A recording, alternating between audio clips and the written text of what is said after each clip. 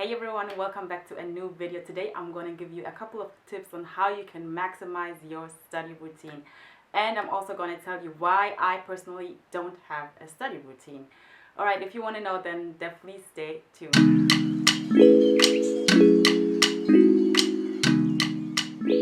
So we're going to get right into this topic. This is a very interesting topic because I get so many questions on my study routine, and I always tell you that I don't really have a study routine, and today I want to explain you why I don't have a study routine. Well, I thought that I didn't have one until I watched this video by a YouTuber called Rowena Tsai, and she does like basically videos on productivity and how to maximize your productivity. And I watched this video of hers where she was talking about time management versus energy management, and it is super interesting because basically everything she was talking about I did subconsciously with my study routine when learning languages. So here I want to give you a couple of tips and also reference a couple of things she said in her video on how to maximize your productivity, and I'm going to apply that on your language learning study routine. About a week ago I did a live, and one of you guys asked for how many hours a day you should study, and the person said that they were studying, or they suggested that they should study like 5 hours, or I think they were studying 5 hours a day. So they were asking me like what is the accurate amount of time to study, and I told the person that I don't really have an answer to that because that depends on every person. Some people might be fine with half an hour a day, with an hour a day, and some people might want to study 3 hours a day. I'm not the type of person who would like to do that, but other people don't have a problem studying that long, or like creating a routine where they know that you're gonna sit down and just study. But I always had the problem with that, especially with languages, because languages is something I really enjoy, and I didn't want to limit it to just like, you know, a study routine and study time. That's why I never had a set study routine, so I would never sit down 3 hours a day and just like study, because it came from a place of something I enjoy doing, and I don't want to relate that to something I don't enjoy doing. I wanted my language learning to be natural. And of course I linked the video by Rowena down below. It is called time management versus energy management, something like that I think. But it's super interesting because she doesn't really apply it to a study routine, but I identified with so many things she was saying because those were things I subconsciously did, and I didn't even know that that was a system, because I don't have a study routine, but I still have a system on how I learn languages. So here I want to tell you what my system kind of is, because she's explaining everything in that video, and I was like, wow, this is what I've been doing subconsciously, but I didn't even know that that was a system. I thought just I didn't have a study routine, but I have somewhat of a system and not really a routine. So what is the difference between a system and a routine? A routine is a set amount of time during your day that you set apart from the rest of your day to study and really focus on studying and what you have to do. Really focus on your task.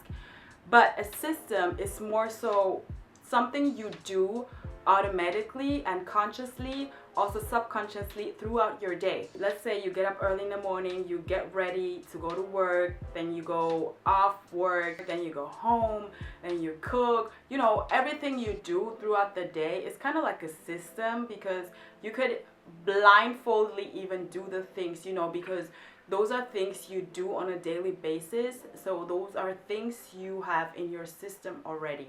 So the first tip is, instead of creating goals, create systems. What is the difference? The difference is just what I explained. Goals versus systems. Systems are things you automatically do, and goals are of course things you want to reach, things you want to attain. But goals can seem so big and they can be pretty discouraging, especially if you set huge goals. That's why I always advise to set mini goals and go step by step. If I set goals, I set mini goals, but I don't set huge goals. I am not saying I'll be fluent in whatever language in 2 months. I never ever did that in no language. I really had no plan or goals in any language I was learning. So I always just created systems, and that is my key. Create a system and not a goal. This is what she was saying in her video. When she was saying that, it struck to me like this is exactly what I've been doing. I haven't been creating goals, but I've been creating systems, because everything I do is surrounded and involves the language I'm learning. You know, when I'm learning a language, I always involve that in my everyday task and everything I do.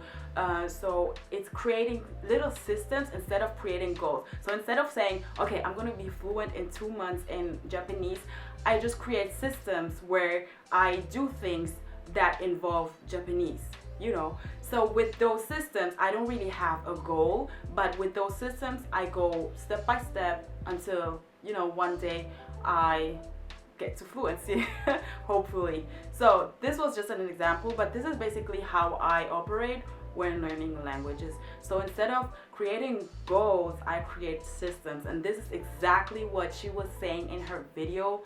This is the way to go if you want to maximize your productivity. Set systems instead of creating goals. Another thing she was talking about in her video is energy audit. Energy audit is also something I did subconsciously, of course, and energy audit means determining what times of the day your energy is most high, like your energy is on its peak. You kind of like journal throughout the day how your energy levels are. So in the morning, you know, if your energy is low or high, you kind of like create this diagram throughout the day to see when your energy is on its peak. And when your energy is on its peak, that's exactly when you wanna study. That is what I did. I always did that. That's why I always say that I study by motivation. You know, when I'm most motivated, that's basically when my energy is high, when my energy is on its peak. That's when I want to study. That's when I want to learn. If it's low, I'm not like in the mood to study and learn, and I know I won't really retain what I'm studying. So I could be sitting there for 3 hours just looking at, you know, my textbook, but not really getting much in and not retaining the information I'm reading. So that is why I always did study when my energy was most up high. Of course, I studied grammar, and I always did that when my energy was most high. That is basically doing it whenever you feel like it. That is my method. I did learn whenever I felt like it. Of course, when you're learning a language on your own, you don't really have time limits.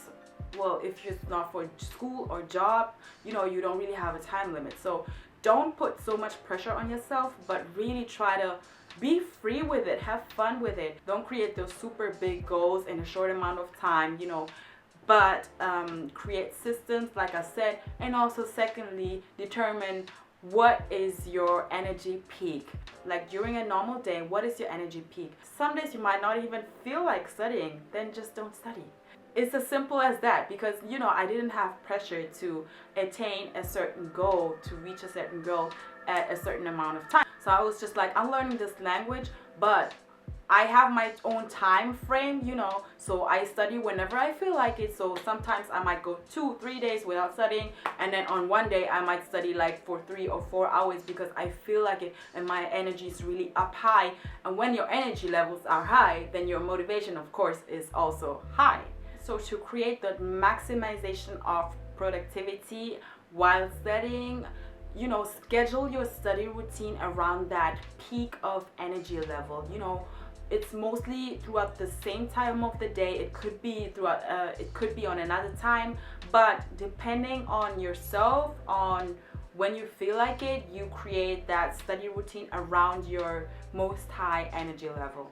And one way to determining that energy level is to track it through the James Clear Habit Scorecard. So what that is, basically you're writing everything down, your habits throughout the day, you know, from getting up, brushing your teeth, having breakfast, you know, everything you do throughout the day, you track it, you journal it, and then you write a plus or minus to determine which habits create the most energy for you.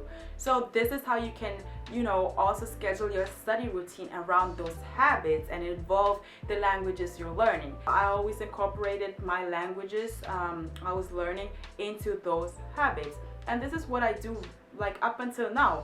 I watch so many different, for example, movies and stuff in different languages. I'm constantly learning and learning and learning, because those are natural things I enjoy doing. I never sit down to study, but I incorporate language learning into my hobbies, into things I'm passionate about, into things I like doing on an everyday basis. So this is what I always suggest to you too, that you do that. In one video, how to learn languages on your own or at home or something, I mentioned that, how to incorporate every language you learn into your everyday things you do, into your everyday habits. And this is exactly what this scorecard is basically, targeting to see what energizes you and what habits just drain you. So with that energy audit, another thing you need to identify is, of course, like I just said, which habits do energize you and which habits drain you. So know that, for example, if you're not someone who enjoys sitting down for straight 3 hours and studying, well, then don't do it. If you're learning a language, why would you do that to yourself? Like, I never did that to myself, because I know that this was not the way to go if I really wanted to enjoy my language learning journey. And if I had the option of not doing so, of course, if you're learning a language for school, it's different, you have to study. But if you're learning a language on your own, you can set your own time frame, so you don't have to sit down for 3 hours straight and study if you don't enjoy it. Of course, if you don't have any problems with it, then go for it. That's for you. But some people don't enjoy it. That's why some people are struggling to learn, because they're putting themselves in this routine that is not really for them. And I knew that this is not for me, so this is why I never did it. So basically what I'm saying here is, you need to determine what makes your energy go up and what makes your energy go low. So the things that makes your energy go are the things you want to incorporate your language learning in. This is what I just said. I incorporated my language learning in everything I enjoy doing. And I have another example of that. A friend of mine I interviewed in one of my last videos on speaking with different people who speak multiple languages. She is Brazilian but speaks French too, like fluently, and she basically learned it from scratch without any teacher, nothing, like just by herself. And she was giving some very useful tips. If you haven't watched that video, then please go and watch that video right here, because she's giving like some very, very useful tips. And she was saying that she would incorporate French into her routine because she didn't have anyone to talk to, because she was living in Brazil at the time. And she was incorporating just French things into her normal habits that she would do. So for example, you get up early in the morning, then she would go brush her teeth, and then she would just, stand in front of the mirror and just say in French, "I'm brushing my teeth." So things that are as simple as that, like everybody can do that, and this is how you incorporate languages into your habits. So this is actually a system and a method. It is super, super helpful, and it maximizes your productivity when learning a language and creating a language study. So those were the tips. I hope they were really useful for you to incorporate that in your study routine, and don't get discouraged if you don't have a study routine. Don't think that you necessarily need one, because like you see, I never had one, but I still managed to speak all those languages, so you don't necessarily need one. Just because someone is studying for hours a day doesn't mean that you have to do it. It is all about creating your own system and finding what works for you personally. So language learning is not a right or wrong thing, but it is basically just a thing where you determine and discover what works for you best. Because you might see that other polyglots don't have the same routine as I do, don't have the same methods as I do. Other polyglots, like even on here on YouTube, they don't preach the same methods I do, because we're not the same. We have different methods on how to learn, how to effectively learn. For everybody it's different. So for me, it is very different from some other polyglots. because I'm not about all this studying, sitting down for hours, and I was never about that. I never did that, but still I managed to learn all those languages. So that was my little piece of advice. I hope that you enjoyed this video, and thank you so much for watching, and I'll see you in my next video. And don't forget to comment, like, and subscribe, of course. Bye.